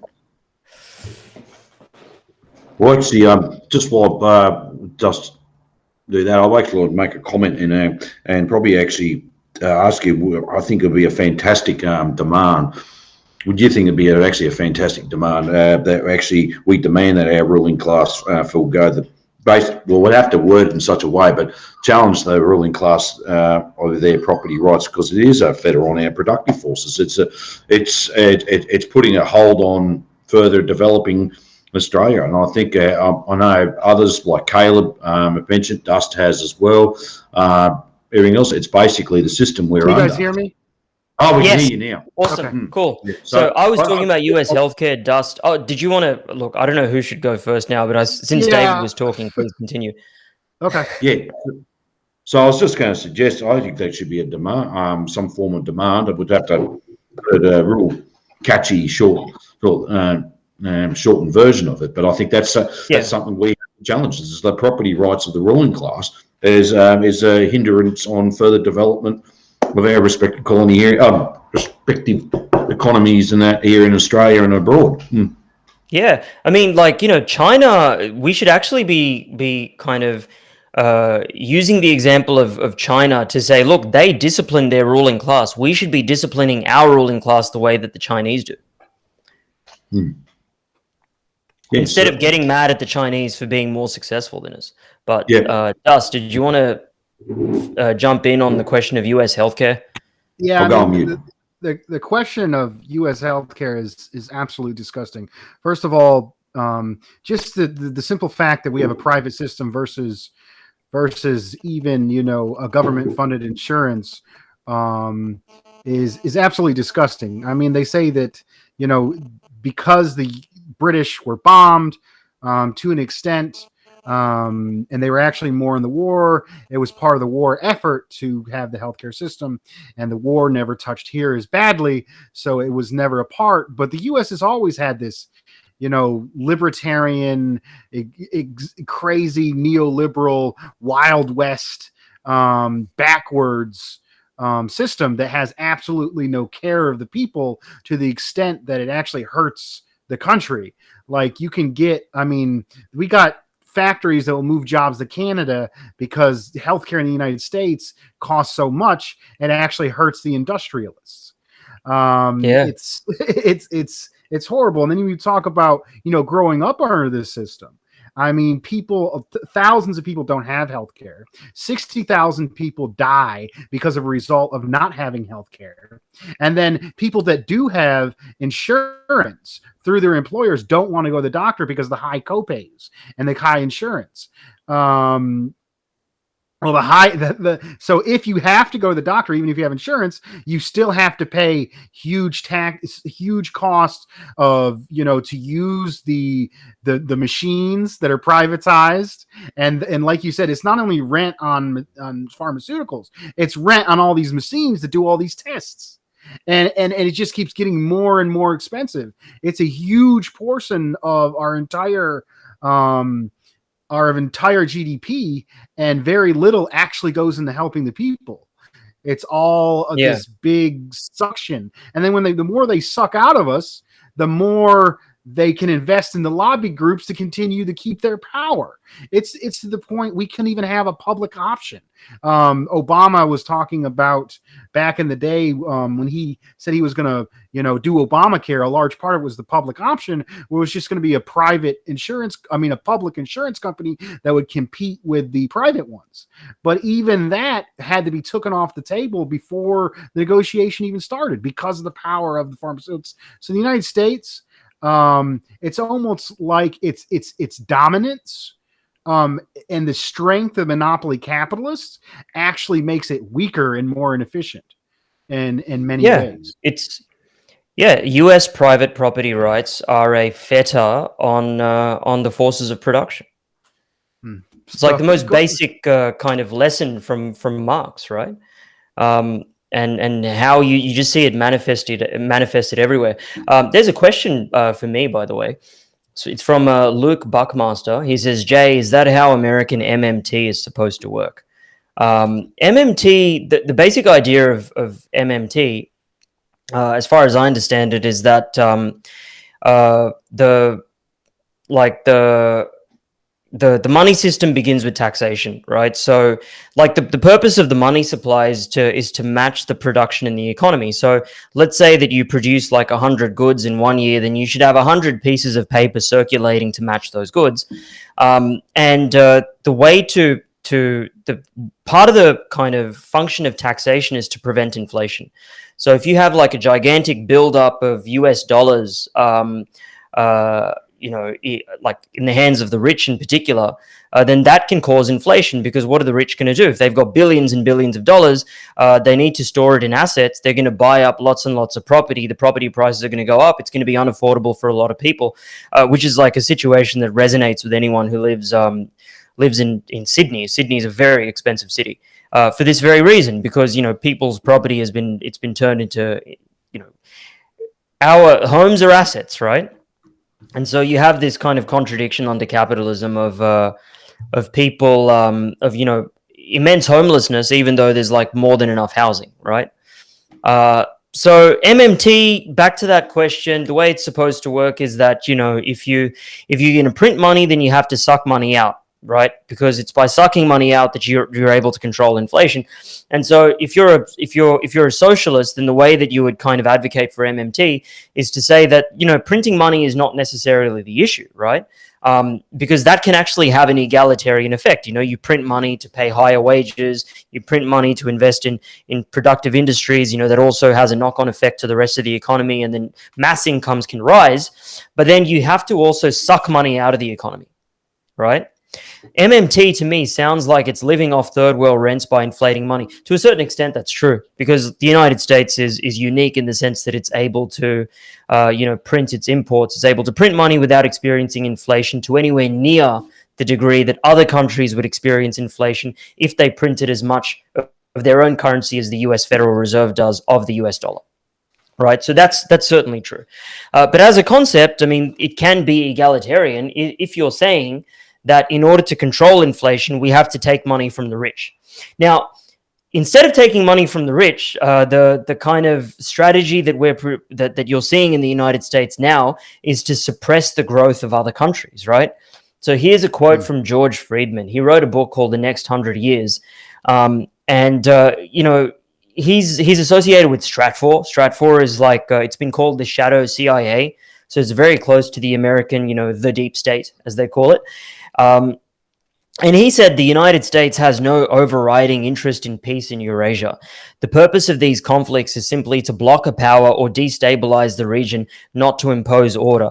Mind you, he said this in 2009 on the eve of the immensely destructive Arab Spring wars, the wars in Libya, Syria, countries like this. And he says to maintain the Eurasian balance of power is and will remain the driving force of US foreign policy throughout the 21st century. So he's saying the US has no interest in stability in Eurasia. So the question, when you look at a conflict like Syria and you see that Russia, China, Iran, and the United States are all involved on different sides. So you have Iran, Russia, and China supporting the Syrian government, the United States, opposing the Syrian government and also supporting the Kurds in northern Syria, because they're occupying northern Syria on behalf of the Kurds, and that's causing it's causing serious economic problems in the rest of Syria. It's very easy to look at this and say, oh, look, there's multiple imperial powers, Russia, China, Iran. That's one block of imperial powers versus the United States and, Europe and Britain on the other side. And that's the other camp of imperialism. But then the question I would ask is, look, if imperialism, the original conception of the term, was intended to explain the causes of war, then the question we have to ask is, where's the aggression coming from? Where is the instability coming from? Right. And so George Friedman, right here, you have to read what the actual geostrategists of American imperialism are saying. You'll understand more about American imperialism by reading what they have to say. You have to ask the question, where's the destabilization coming from? So the United States wants instability in the Middle East, and they've destroyed many lives to try and achieve that permanent state of instability. Whereas Russia and China, they want stability. They want to prevent US meddling in these regions, right? So I would say that the cause of war is actually coming from the United States. It's not coming from China. It's not coming from Russia. They may be involved. They may be exporting capital to Syria so that, Syria can develop its industry. I mean, how awful would that be if, like, Syrians are, developing, like, oh my God, that's imperialism, according to some people, right? But no, I mean, like, let's look at where the cause of the war is originally coming from. So that takes me to John Miyashima. He's an American geostrategic thinker, very well known. And he wrote an article recently, and I should have quoted something from the article. I only kind of got past the paywall and read it this morning. But this is from the Center for Independent Studies, which is a think tank here in Australia. And this is from their YouTube blurb about John Miyashima. But this basically sums it up. Once China grew wealthy, a US-China Cold War was inevitable.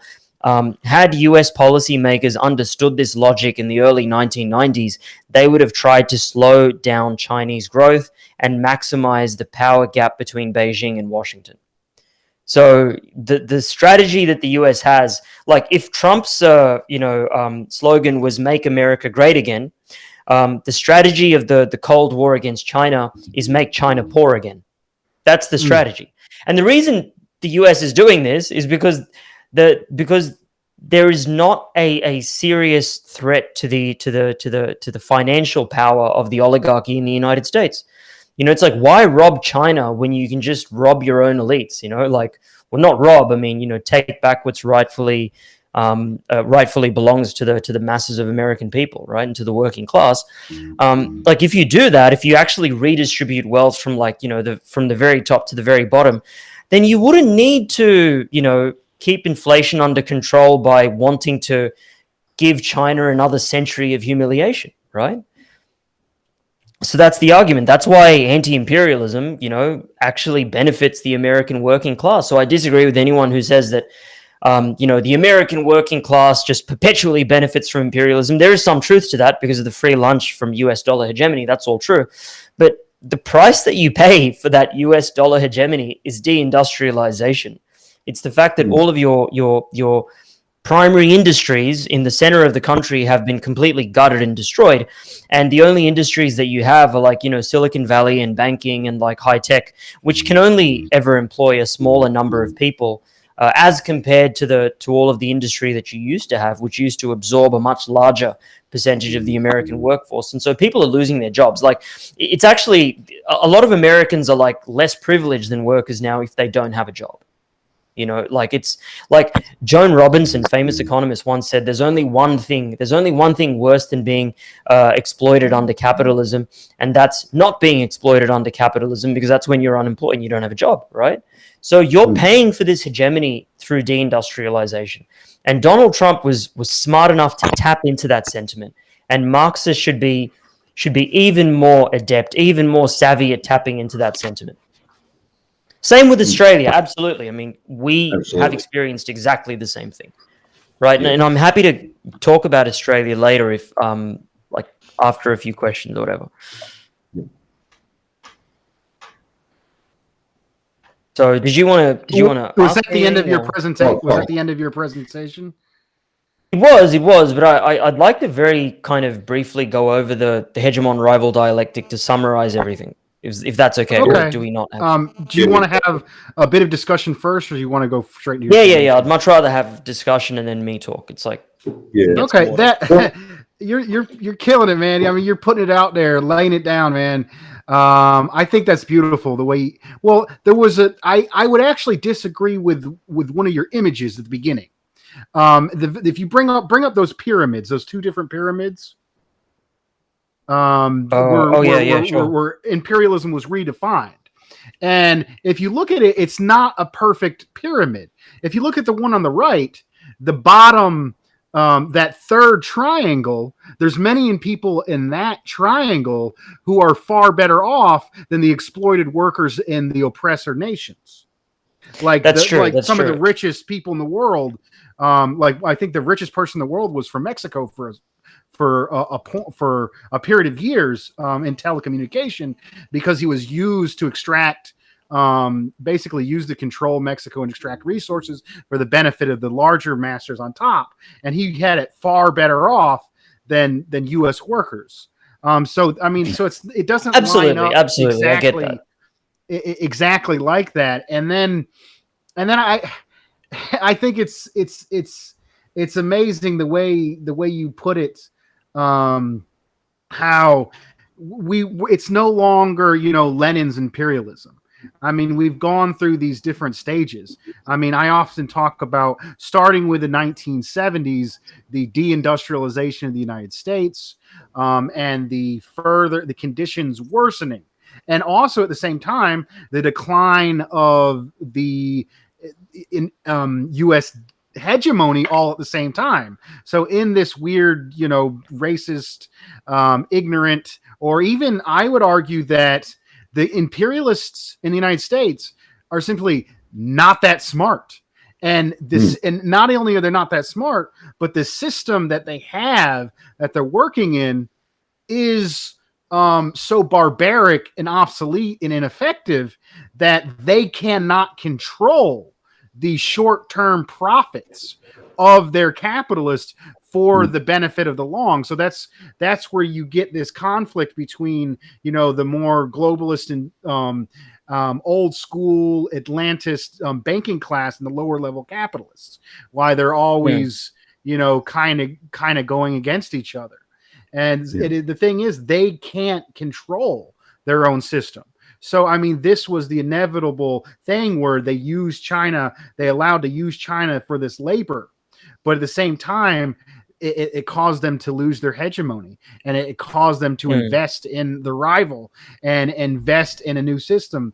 And I think I mean, you were getting into, kind of summing up. Maybe I'll kind of give my own kind of summary. And that is, when China does business with people, because it's a socialist system, because it's a rationally planned economy, it is in their interests to build up their partners and increase the wealth and help, and so people that do business with China, they see their standards rise.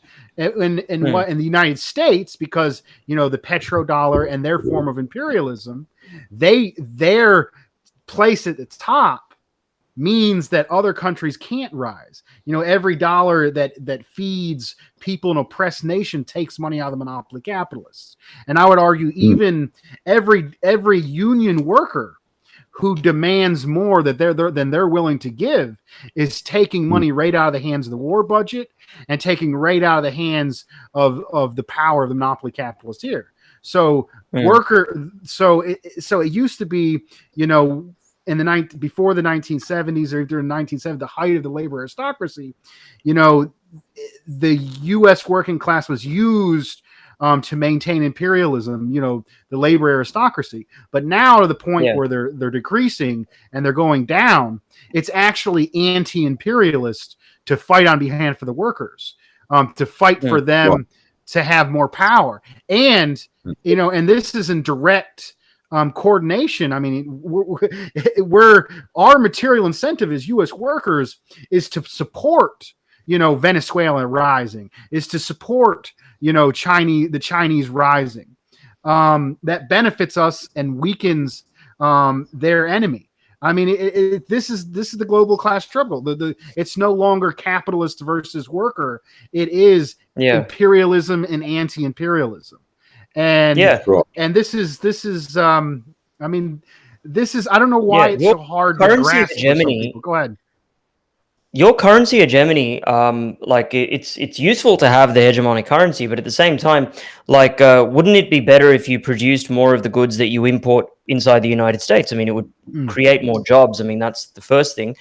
But there's also an environmental angle. I mean, think about all the container ships, that are just pumping, diesel, fossil fuels into the atmosphere to move goods from the supply depot of humanity, which is China, all the way to the United States. If we had more distributed production, and if we had every country in the world, at some relatively even level of production, then we wouldn't need this. We'd be able to source everything locally. And there's an environmental argument to that as well. Can I address the question of Australia, because Luke Buckmaster brought that up? Yeah. I just wanted to David's comment might tie into this. Go ahead.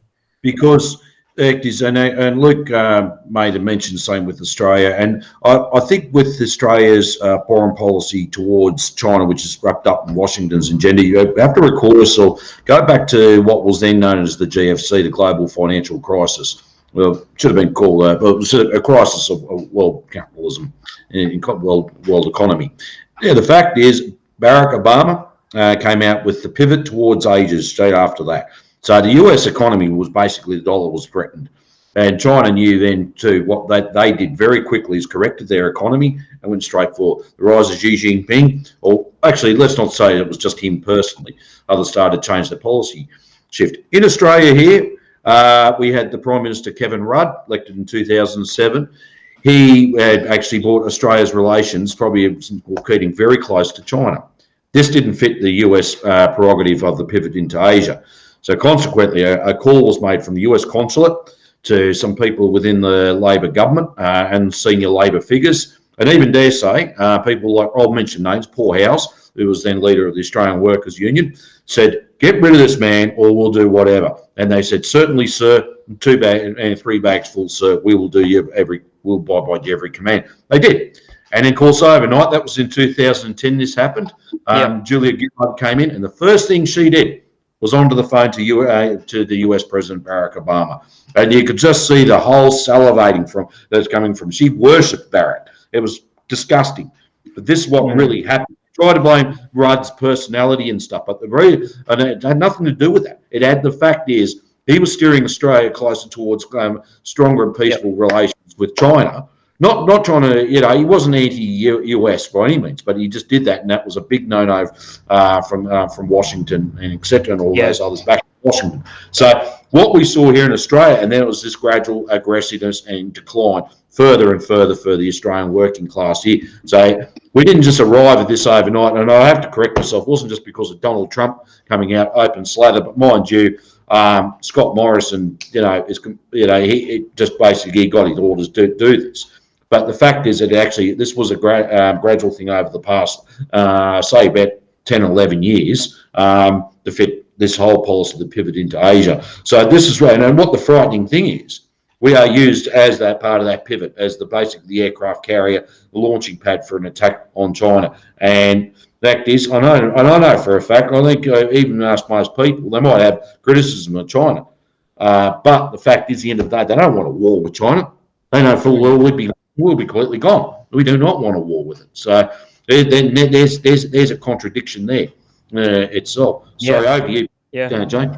Yeah, I mean, the other thing about Rudd is that, Rudd was actually quite useful to the United States after the global financial crisis because he spoke Mandarin and could directly communicate with the Chinese that the United States wanted them to buy all of this US debt, because the US is printing money for the banks, right? Because they had gone under, there was a massive write down of assets. And so to make up for all of those losses, the US started printing money. And so the Chinese stepped in and they lent money to the US. Now the Russians at the same time were telling the Chinese to do the opposite. They were saying, well, you should do a very fast sale of all of your US assets, and that would crash the American economy even more, right? So the global financial crisis could have been even worse if it wasn't for the willingness of China to help the United States. And I think part of the reason why China went along with this is because, in those meetings where the only leader from the Anglo world that spoke Mandarin was Rudd, they saw Rudd as someone that they could trust. And so they cooperated with the plans of the West. So once China did that, once China, lent America all of this money and the American situation stabilized, then I think Rudd was no longer needed for the United States. And so they orchestrated a coup against him. And the other thing is that Rudd was undermining the profits of American companies. 80% of our, mining company profits goes overseas to the United States. He wanted to introduce a mining tax, which would have undermined that stream of revenue for American investors. Julia Gillard comes to power and then waters down that mining tax, which should have raised billions of dollars, right? Ended up raising a very small amount, a few $100 million extra. Wasn't much at all. So I really don't like Julia Gillard for that. And the other thing is, if you look at Australia's history, the reason I bring up this hegemon rival graph is because, in many ways, Australia is more of an extractive periphery. I mean, yeah, we have some industry, and the reason we experience first world living standards like the mercantile rivals is because we're a small population sitting on top of a large mountain of natural resources. And so we can be an extractive periphery that spreads that wealth, like relatively across, like geographically across the population, so that people generally have first world living standards, right? But in many ways, if you look at Australia structurally in terms of its trade relations with other countries, we're more of an extractive periphery. So if the United States is the hegemon, so if we're going down here, if the United States is the hegemon, and Australia can function as an extractive periphery, and China is the leading mercantile rival, then I think, in many ways, Australia's willingness to pump out raw materials to China is what allows China to maintain faith in the US dollar. Does that make sense? So it's the Chinese are okay, well, the reason why we'll hold US dollars is because the vassal state of the United States, called Australia, right, is willing to, export all of these raw materials to us, right? And the reason I bring this up is because it ties into something else that Luke Buckmaster is actually making some pretty cool comments. He goes, when China has political hegemony over Australia, how do we know they won't do to us what our British ancestors did to them? Can't help look at this through a Spenglerian lens. I too am a respecter of Oswald Spengler. Look, we don't know what's going to happen in the future, obviously, right? I mean, although we can kind of make predictions, I suspect that the Chinese would be really, really mean to Australia if we do join in US aggression against China, and then the US gets its ass kicked, and then China says, look, you have to pay us an indemnity in some kind of way. But I think the real problem is internal to Australia. I don't think the Chinese would ever need to invade and conquer Australia in order to dominate it economically. No. All they'd have to do is pay bribes to corrupt politicians. That's all they'd have to do. And they'd have the water resources, they'd have the agricultural resources. And then, of course, people in Australia would blame Chinese imperialism when really, if it's possible for a country to take over your country through, quid pro quo, wheeling and dealing, without actually using any military force at all, then you have to question your own system and your own ruling class. That's the situation in which I can see China exerting kind of serious hegemony over Australia. But then, I think the real danger is if China becomes the hegemon, right? Which it's not now. China does not have the world hegemonic currency.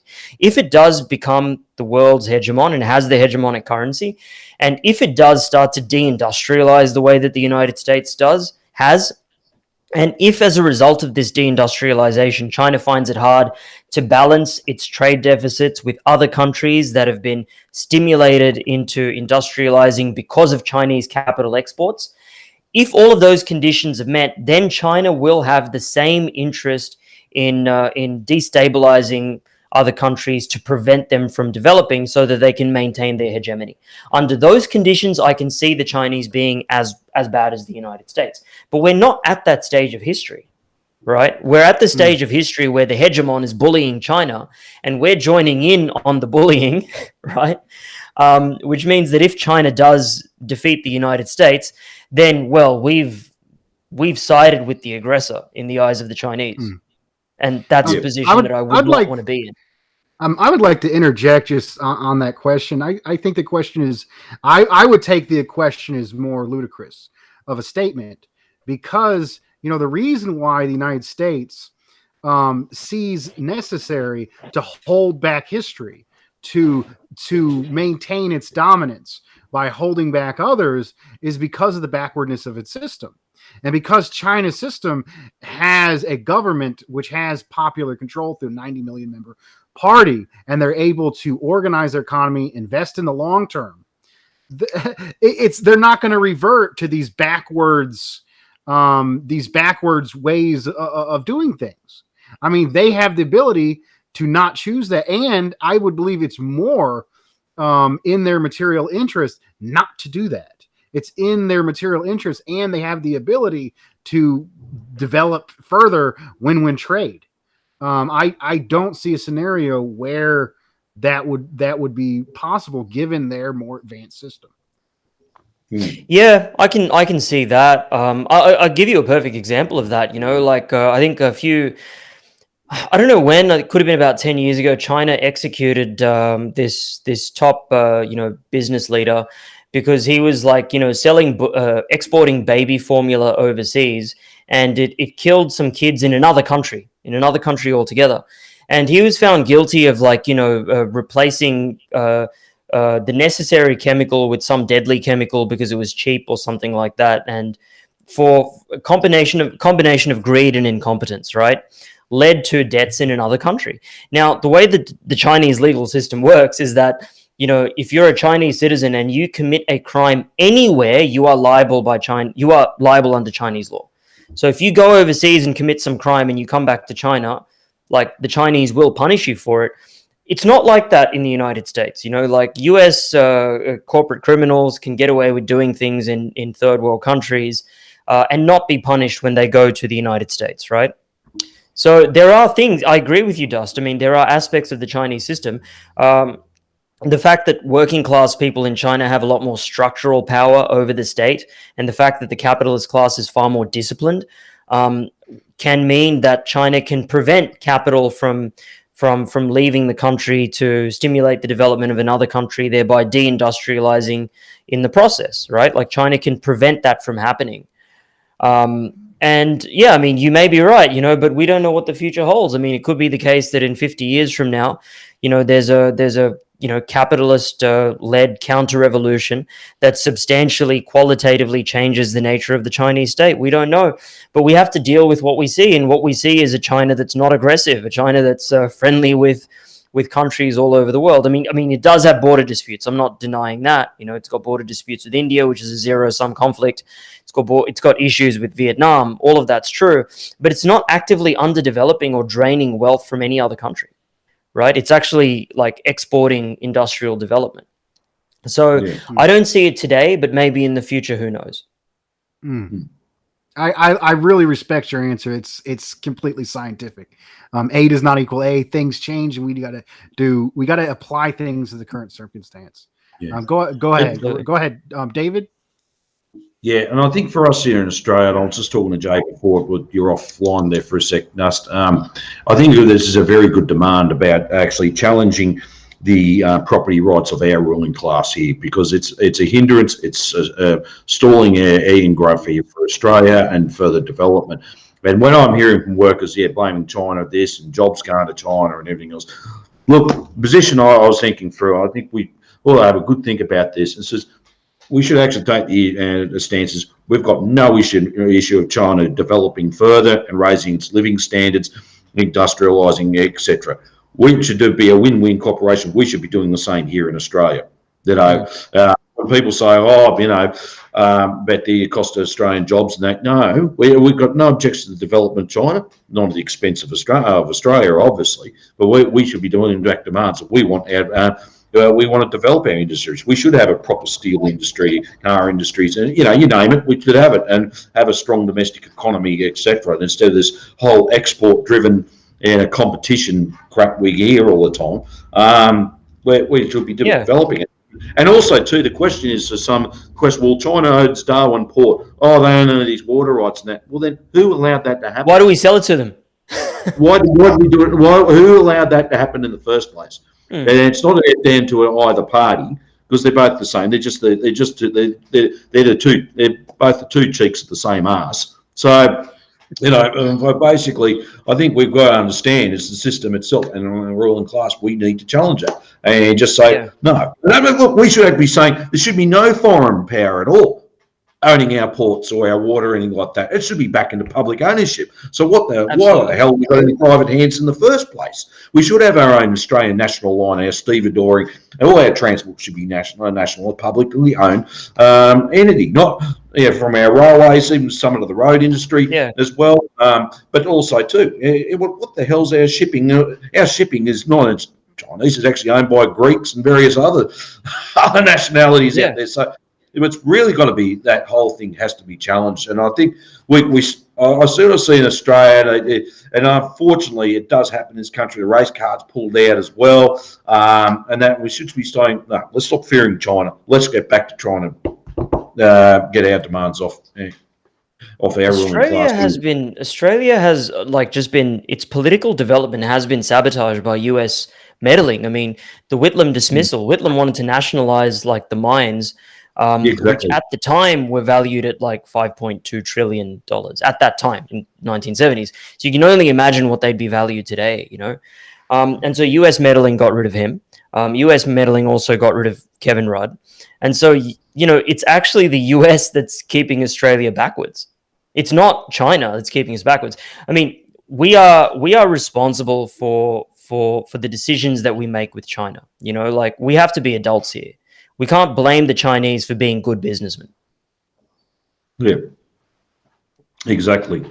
And I think it's something we should have a thoroughly good look at ourselves and think, well, what are we doing about it? Yeah. So absolutely.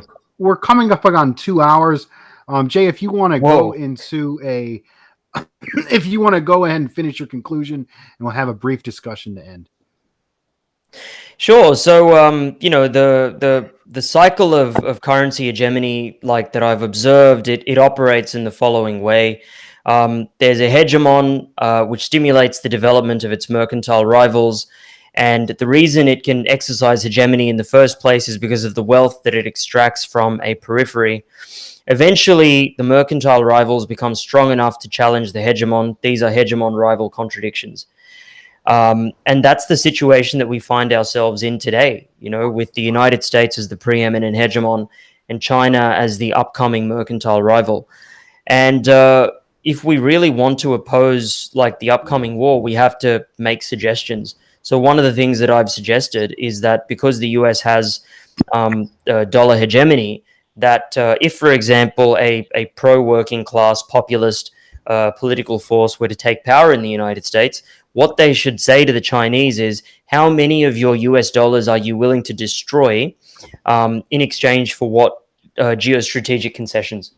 So one concession could be that the United States leaves Eurasia, so leaves the Middle East, leaves the South China Sea. Maybe the United States can hang around in Australia as a purely defensive power or something like that. But in exchange, the Chinese will destroy a whole pile of US dollars, and that can keep inflation under control in the United States. And that way, you can avert the underlying, you're addressing the underlying kind of economic contradictions that are leading to war. It's just an idea. Yeah. Does that finish your presentation? That does, yeah. It wasn't the most kind of bombastic conclusion because I've pretty much said everything I've had to say. But it's basically that, words are weapons. The word imperialism, unfortunately, is now being weaponized against China to justify war, when the original purpose of that term from Lenin was to oppose war. So are we with the literal words of Lenin, words like export of capital, or are we with the spirit of Lenin? And I say, on the anniversary of the great October Socialist Revolution, that we maintain the spirit of Lenin and we stay true to the spirit of Lenin, rather than a purely literal interpretation. So we have a question here from Ryan Preston. Is there any way to view the slideshow or read the full article? I'd like to study this more, and whatever you send me, I'll be able to put in the description below afterwards. Sure. I mean, I uploaded my article. I have a thing on Twitter where there's a download link to my article, and you can read it there. So I will put that in the description within a few hours. Can you move the slideshow back to the original one? Sure. I think, given our limited time, I think we should answer. Can you answer the question? Is China imperialist? No. And why? And why is that?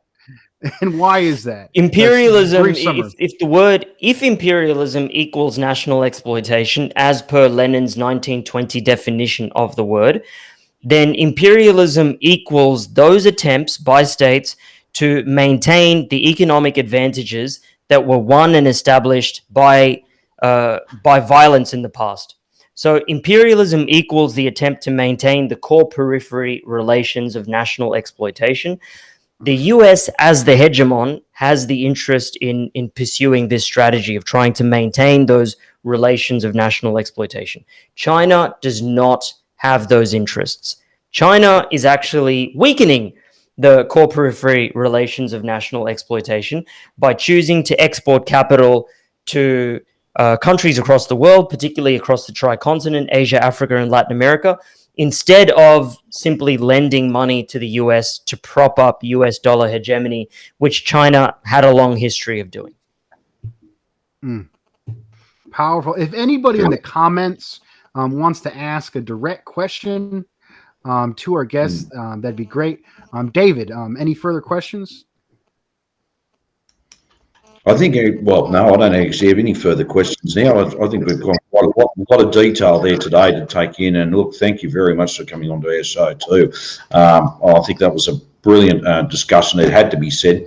There obviously there's going to be some people out there having kittens about it, but well, look, you know, who sucks to them. The fact is, at the end of the day, the truth's got to be told, and this is what's really going on. Instead of just like using imperialism, divorce from what is actually going on now. And I just remember when myself and Dust were studying William Z. Foster's book, The History of Three Internationals, and the discussion came up about fascism and how people use that term fascist, divorce from what it's originally meaning about.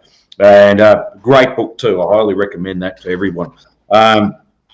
Yeah, and same thing with imperialism. It's sort of distorted, but it's also divorced from everyday concrete reality. And that's what the shame is. Instead of just, we have to be objectively anti-imperialist, not, Absolutely. Are we doing the chant? Are you guys still there? Yeah. Here's a good question directly from the audience, and that is, will Jay be on Dave and Helen's show? They've been studying about Peru, and I guess David would love to have you there if you're willing to go as well. Sure. We can talk about that after. Yeah, we're just finishing off reading this Peru Liberate, and been a very good study and discussion on it. We've still got some yet to go, but look, by all means, if you want to jump in, just let me know. And we're on it. We have fortnightly live. So last Thursday we had ours, and so it won't be this Thursday, but the following one.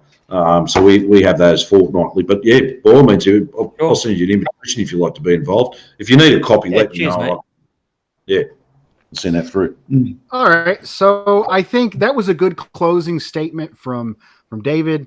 I think I'll give a conclusion. I'll give a statement to conclude, and then we'll end with our guest, and we'll call it a night. Just before you go, Dust, I love the cricket ball, Jay. Say again? Oh, yeah. I love the cricket ball. Very Australian. Very Australian. All right. So I'll kind of sum up. I think the goal of this discussion afterwards was I knew that Jay, as you know, as an academic, and there's a lot of stuff in academic that's actually wonderful that's being denied from the working class, and academia on a whole, because it's from a more privileged position, is twisted against, you know, understanding the needs of the working class. So to have, you know, somebody who has access to the resources in academia, you know, still be on the side of the working class and still be anti-imperialist is a very rare gift and treasure to have. I think that's wonderful. And especially the point, I think you in particular, the fact that, you know, you have heritage going back to an oppressed nation, you know, of India. And then you were able to use this in your presentation, talking about, you know, Indian Marxists. You raised one in particular that also did not like Trotsky, which which I am. I also Roy, very much. I also very much dislike Brodsky. But I mean, I think you're in an interesting position, person of an oppressed nation, living in a junior partner of the United States, uniquely to explore and understand and advance Leninism. And I think we were absolutely glad to have you. And I think it was a wonderful presentation. Maybe if I could, and where I was getting into that is, so I got to take that, academic presentation, my job as a working class communist, I got to take that, presentation given in a more academic language, and I got to break it down to the basics, and I got to use that to be able to give, agitation to the masses and to the working class to live directly. And I promise you this. Go ahead.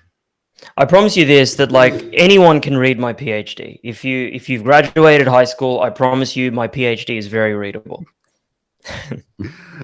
All right. So if I got to get into it, I mean, I got to put it down to basics. It's like I keep repeating this, over and over again. I think Muhammad Ali said, when he was being off to sent to Vietnamese, he's like, no Viet Cong ever called me the N-word. And I think it's similar, to workers in the United States. No Chinese person denied me health care. No Chinese person denied me a living wage. It was the capitalist here. And if we want to improve our conditions, we shouldn't improve our conditions by joining on behalf of our exploiter and going against the oppressed nations and going against the rising anti-imperialist bloc. Not only is this not morally sound, but from a materialist perspective, you're choosing an obsolete, dying force that no longer has the resources to rebuild the labor aristocracy that it once had. The white picket fence is not coming back by joining with the imperialists to suppress the oppressed nations. Our only hope is workers to have a future that is not some Mad Max neo-feudal bullshit, is to join with the rising economic bloc and to push for a more advanced economic system. And if you care about your community, if you want a better future, for your children, we need to break outside of the illusions being put up by this system. And we need to, have shows like this, have independent, revolutionary community groups, media groups that can use scientific socialism and speak directly on the masses and their interests and choose to be anti-imperialist Americans. Absolutely. Jay, if you want to give us a closing statement, I guess we'll call it a night. I don't know what else more I have to say other than the fact that we should not allow the term imperialism to be weaponized for its opposite purpose. Exactly. Spot on. Very powerful. So we've this gone on 2 hours and 3 minutes. This is a very great resource. We're going to do our chant like we do at the end of every episode. So if everybody wants to raise their fist and repeat after me. Yep. Dare to struggle. Dare to struggle. Dare to win. Dare to win. Dare to win. All power to the people. All power to the people. Thank you.